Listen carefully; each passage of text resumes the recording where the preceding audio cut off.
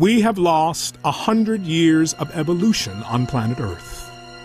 A true lost century. Huge progress was made in the 1920s. Nikola Tesla developed energy generation technologies that could power the Earth, drawing endless free energy from the so-called empty space around us. So-called empty space isn't really empty at all. It's actually full of energy. So instead of being like kind of a quiet, empty lake, it's more like the froth at the base of a waterfall or something. The amount of energy in a cubic meter of space-time was 10 to the 26th power, so 10 with 26 zeros behind it, joules per cubic meter. And that's enough energy, even in a coffee cup, to boil all the oceans of the Earth completely away into steam. The acronym Unidentified Flying Object is a deliberately obfuscating term, and what it really is an alternative energy and propulsion system. They had a piece of, they thought was plexiglass, a rectangular piece of plexiglass, for years before they figured out it was the energy device for the craft. And it was connected in such a manner that this device could power a very small watch up to a city. Power was determined by what the demand on it was. And so each craft had one of these. The implications of free energy go far beyond keeping the lights on in your home or running your car without gasoline. Most of the cost of making anything, from growing food to constructing a skyscraper, is the energy used to mine the raw materials out of the ground. Ship, process, ship again, package, and deliver. A free energy society in which the cost of manufacturing and agriculture move towards zero would mean endless abundance for everyone on Earth. They already exist. It's not like they even have to be invented. You and I, the taxpayers, have already paid trillions of dollars, literally, in super secret black budget funding to develop these systems. This is the society we could have had a century ago. We could get rid of smog, we could get rid of pollution. You wouldn't even need solar panels at this point. We could change transportation in a microsecond. The way we build homes would be completely different. The way we govern our lives would be completely different. And all the literally hundreds of trillions of dollars in assets that are in coal, natural gas, uranium, nuclear power, public utilities, they're all obsolete. Many people would say, well, doesn't that mean the secrecy's been a good thing?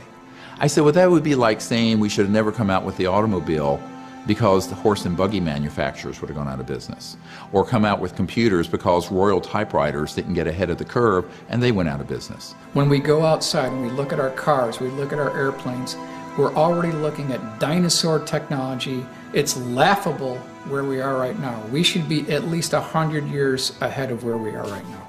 And there are still files on this issue classified top secret from 100 years ago for the same reasons, because the macroeconomic order of fossil fuels, petrodollar, a handful of industrial elites and corporations be completely transformed. But the folks who actually call the shots in the multi-trillion-dollar global economy, they don't want to see that happen. They know that if that power was delineated to the average person, we wouldn't need them anymore.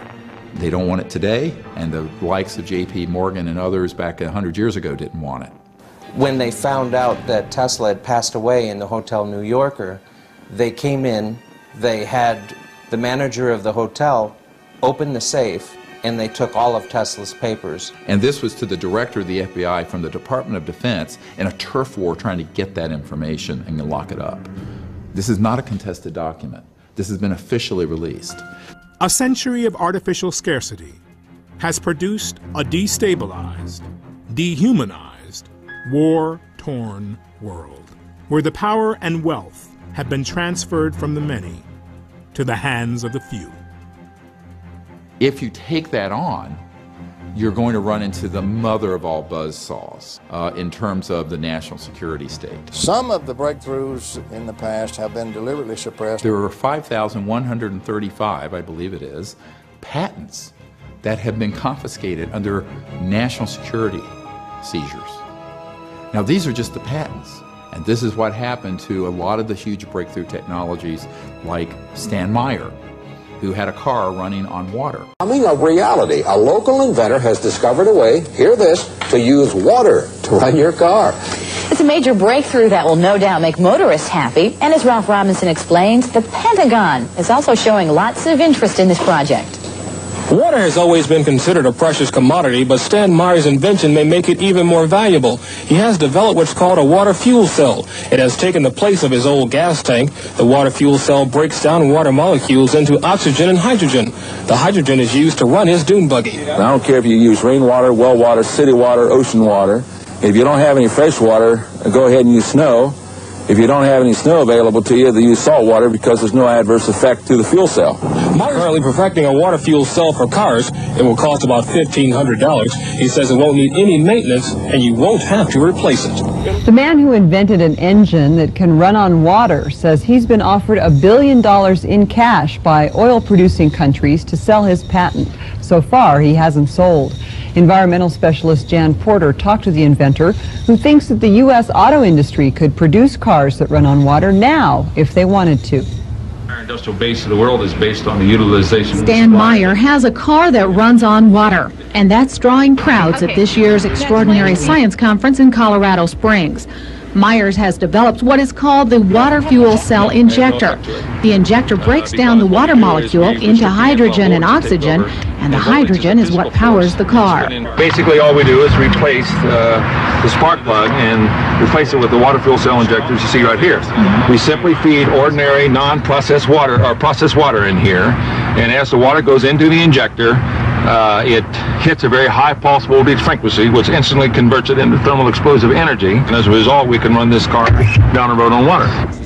Meyer's invention was introduced in Britain earlier this month, and now the Brits have followed him here. That we recently took a scientific delegation to witness Stan's work, to really evaluate it, and came back saying, this is one of the most important inventions of the century. There is nothing startling about a machine that can extract the hydrogen from water. What is highly unusual is that it should do so with ordinary tap water. The conventional method is called electrolysis. Meyer has turned that process on its head. Unlike electrolysis, his device doesn't use up large amounts of electric current, nor does it produce an enormous amount of waste heat. For 20 years, he has been refining a method to fracture water, which produces vast amounts of hydrogen on demand. This is not his latest apparatus. He was unwilling to let us point a camera at that. This is the simple device he used to convince a reluctant patent office that his revolutionary concept actually works.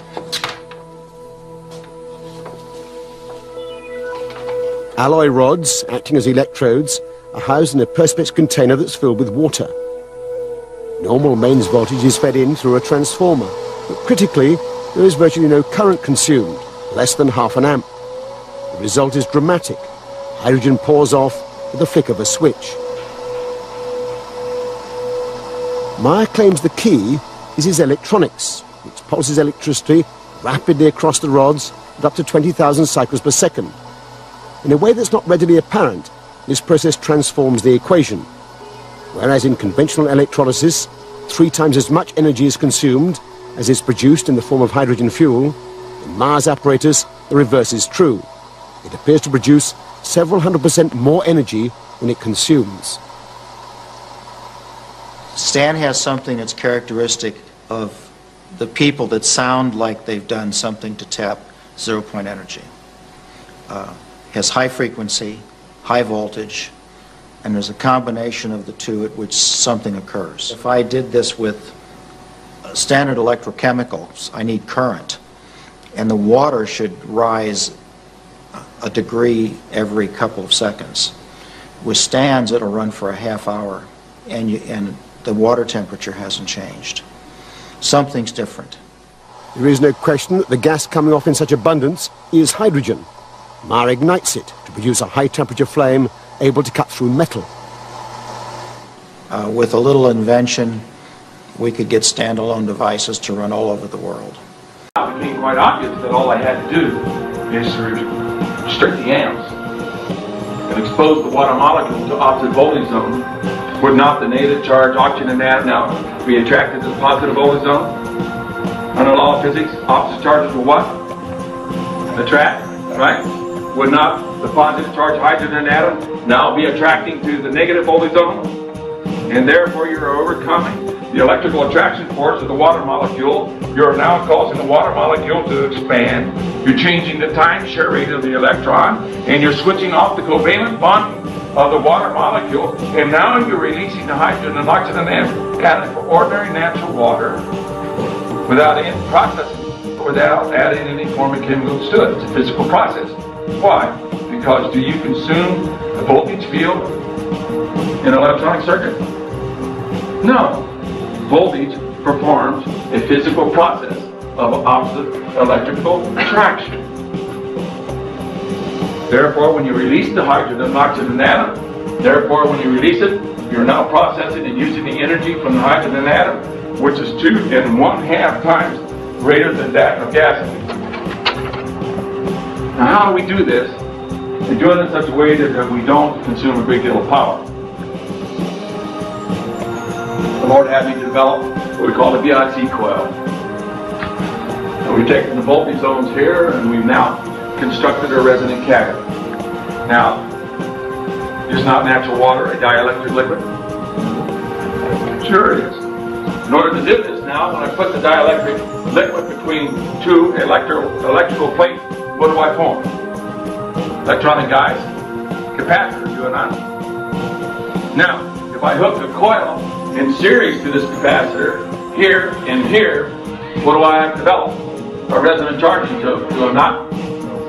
And therefore now you set up a pulsing where you're now taking like 12 volts and amplifying up to 20,000 volts, and as you pulse this, you're now creating the magnetic field of the coil, which opposes the movement of the electron. And because of the inductance capacitance of the coil, you're now allowing voltage to be applied across the resonant cavity and restricting ampload by 90 degrees. So therefore, when you adjust the pulse frequency, you're tuning into the dielectric properties of water. Ampload goes down to minimum, and voltage tries to go towards infinity if the electronic components will allow it to occur. Now we know in electrical power, there's two aspects to electrical power, right? There is amp flow, which consumes electrical power, isn't that so? And then you have voltage. If I were to restrict the amps, what do we have left over? Voltage. Voltage is not consumed in an electronic circuit, therefore it becomes potential energy. Can you use potential energy to perform work? The answer is yes. Okay, we found out that as you increase voltage amplitude, hydrogen gas is not being produced in a linear function in reference to amp flow, because we're restricting amp flow. It's now being produced on an exponential function. The higher the voltage, the more hydrogen gas is being generated. Now we find out some very interesting things. As we attenuated the amplitude in reference to pulse frequency, we hit resonant action. We started supercharging the process. When we hit resonance, we found out that if we shut it off, we allow the resonant action to maintain for 5 seconds, shut it off, we were producing hydrogen gas for 94 seconds. So if you divide 5 seconds, 94 seconds, we're producing hydrogen gas 19 times more in a power output state than on the input state. Isn't that amazing? So in developing this technology, you not only have to comply with the law of economics, but you're going to have to comply with all the safety code regulations. Otherwise you can't get it in, right? So we found out that when the multi-gas is coming off the water, if you send it through a small little passageway, somewhere along the line, the non-combustible gases separate the hydrogen and oxygen atom. Now you know in the law of physics, it's a requirement that the hydrogen and oxygen atoms come together, right? But if you keep them separated, can they spark at night? And the answer is no.